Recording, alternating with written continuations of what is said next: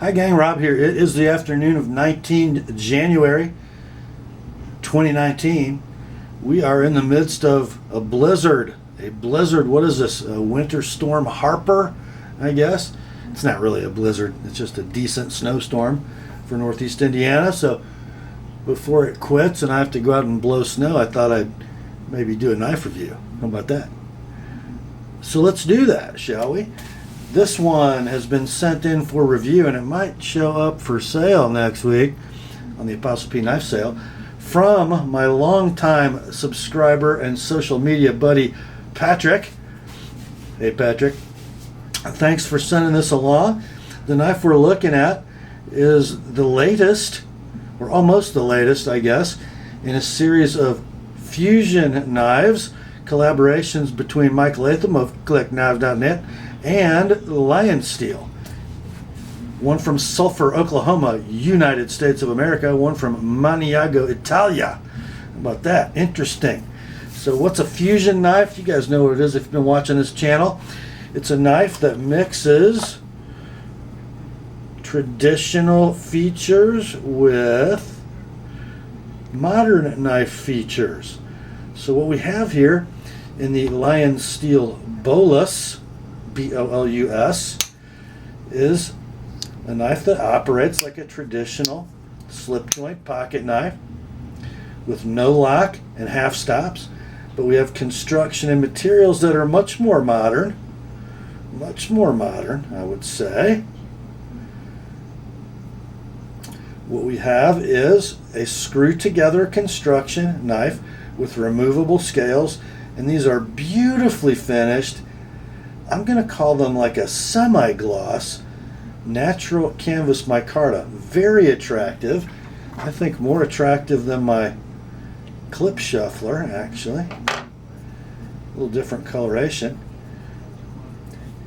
Stainless steel liners, stainless steel back spring, and then a beautiful swedged drop point blade with ambidextrous long pulls, fashioned of Bowler M390 powdered stainless super steel. And a very cool hidden lanyard pin. This one has been adorned with a lanyard of some waxed cordage by Patrick. Very good looking indeed. How about some dimensions? I bet you guys would like to know those. Coming right up. So we have a closed length a dimension by which traditional slip joints are measured of 3 13/16 inches, so a little over 3 3/4, and then a blade length of 2 13/16 inches.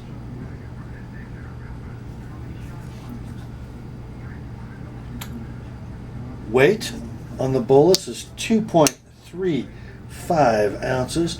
Stock thickness appears to be less than 1/8 of an inch. I haven't checked it with calipers, but pretty normal size for I'm going to call it a full-size curved trapper. Here it is next to a number 74 Mustang from Great Eastern Cutlery. This one in gorgeous. What did we call this bone? We called it not Pioneer bone. Oh, help me, guys. What did we? It wasn't ancient bone. I don't know. Anyway, and this is an acorn shield knife, which means the blade's 440C, but very similar in size. We're going to keep this knife around through the video because there's some differences I think that are key. Here it is in size comparison to a Lion Steel clip shuffler. So very similar size. It's sort of a sweet spot size for Mr. Latham, I think. He seems to like his knives in this size range.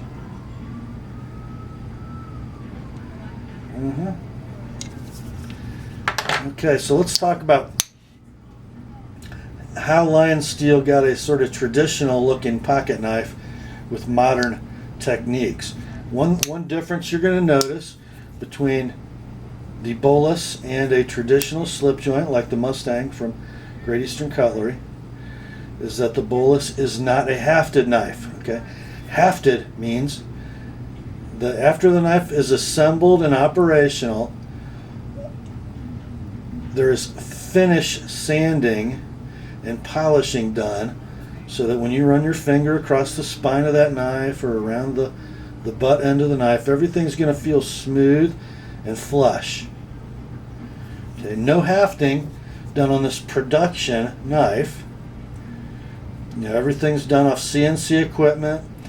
Looks like they use a bead blast finish on every component, the liners and the back spring.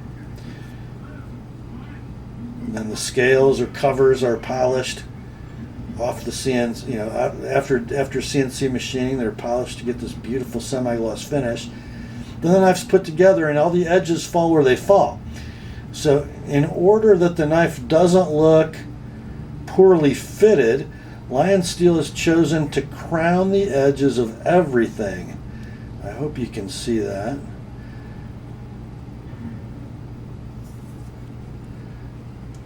So the scales or covers, hard to tell which to call them, is it a modern knife, is it a traditional, are slightly shy of the edges of the liners, and then the liners are crowned, the edges of the liners are crowned. The back spring is then slightly proud of the liners, and it is also crowned.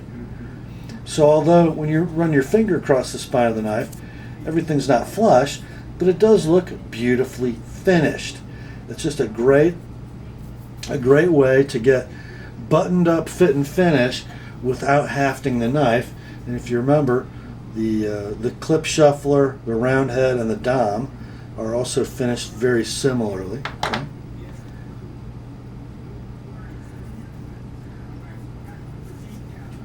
So let's talk about the blade now. 2 13/16 inches of beautiful satin finished M390 with a gorgeous cut swedge. I mean gorgeous. The drop point blade is perfect in proportion. Aesthetically, it's just gorgeous. It works well with the finger grooved handle in its appearance. Nicely thin behind the edge. Now, one area where this is going to differ with a standard traditional is in this area of the knife right here. The ricasso, the sharpening choil, the plunge grind are all going to look a little bit different than this knife. Right? Let's talk about why. On a traditional slip joint, the closed position stop is achieved by this feature right here, the tip of the ricasso behind the sharpening choil. That is called a kick, and that is precision ground after assembly so that the blade seats at the desired depth into the handle, protecting the tip, but not so ground that that cutting edge is going to wrap with the back spring. So that is a hand operation done after assembly, much like hafting. And Lion Steel didn't want to have to do that with these production fusion knives. So they have installed, let me come in a little closer here. They've installed a closed stop pin, and that interfaces with the choil.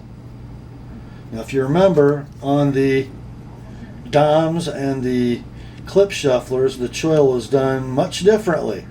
We have what looks like a kick, but it's not, which gives the ricasso, the choil, and the plunge grind a more traditional look.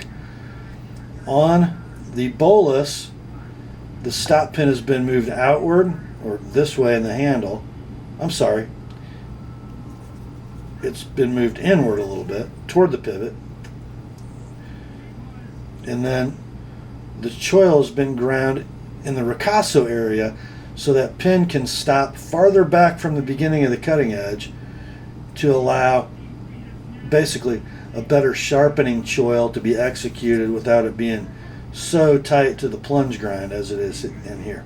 So good job on that, but that sort of creates some aesthetic problems, I think. And I hate to pick nits, but we're used to that curved trapper having kind of a smooth, continuous line. I better back up. at least aesthetically, out to where the cutting edge starts, and a rather sharp corner at the front edge of the frame. This round corner and then this sort of visible gap here are a bit of a strain to the eye, I think, aesthetically, when you're thinking in terms of a traditional knife. And because it's not a super large handle, that round corner almost, for me, it almost takes away a little confidence in gripping, because the horn of the knife wants to push that's the horn back here, wants to push the hand forward a little bit, and then I don't have a very positive point of reference, and I worry about my index finger coming into contact with the corner of that cutting edge. You don't get that with this design. You can actually come forward and feel the kick, and you know that you better stop, and it's a firm stoppage point. A little more freedom to move the hand around on the handle without being concerned about contacting the cutting edge. So functionally, I think the old design is a little better. Visually, I think so too. I would have preferred this corner to be sharp. But let's look at what that would have done. I don't think it would have hurt the knife aesthetically when closed at all. I do like the way there's no exposed back corner of the blade tang when it's closed, and you won't get that on a traditional. Okay, see, that corner is exposed. It's sort of a finger catcher. So good job there. Just some differences, why they're good, why they're bad, how they affect each other, that you need to be aware of.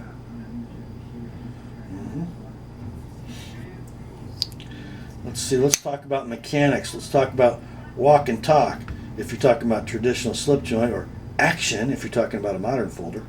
We'll call it walk and talk. It is a half stop knife, meaning you have a positive stop at 90 degrees. On the website, Mike lists these as having a 6 pull. I'd say that's pretty accurate, maybe 6.5. They seem to be equal in pull weight, the first leg and the second leg. Good audible snap in all three positions, although the sounds differ a little. Blade centering is beautiful. Just a pretty sweet package. Ergos, again, for my large size gloved hand, just a tiny bit cramped. I do find that the peak in the grooved handle falls right between my middle and ring fingers, which is good.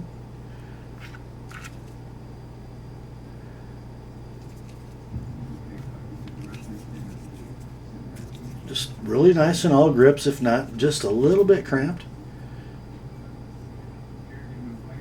You know what I haven't done? I haven't looked at the sharpness of the factory edge. Let's see. I don't expect these to be super sharp out of the box. Not bad though. Not bad at all. A little bit noisy going through, but pretty good factory edge. Not bad at all.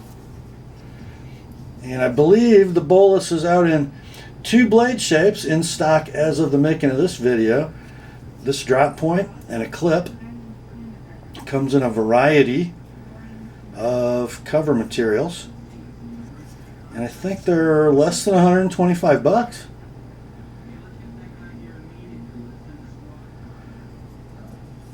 So pretty cool. My only thing on these line steel fusion knives is that I don't love traditional slip joints with screws showing. But I also understand, again, we're into that, a high level of finish quality without a labor-intensive finishing process. So when you have a knife that's not hafted, it's being assembled completely, or when all the components are completely finished, you're going to have screws. You just are. But what are you getting? You're getting a really precisely made fusion slip joint with super premium materials. I mean, super premium materials. Just very well made, and it should be a great performing knife. Just thought you'd like to see that. That will be, if you're interested and you're watching this video relatively close to when I'm posting it, this will be pertinent information. This knife will be for sale in my sale on the 24th of January, and it'll be less than its original web price. You can bet on that, and it is in brand new in-box condition. Very cool. Just thought you guys would like to see it, and you can salivate about it a little bit if you're interested in it next week. That's all for this one, my friends. Grace to you and peace from God our Father and the Lord Jesus Christ. And remember, the Word and this here lion steel bolus are sharp.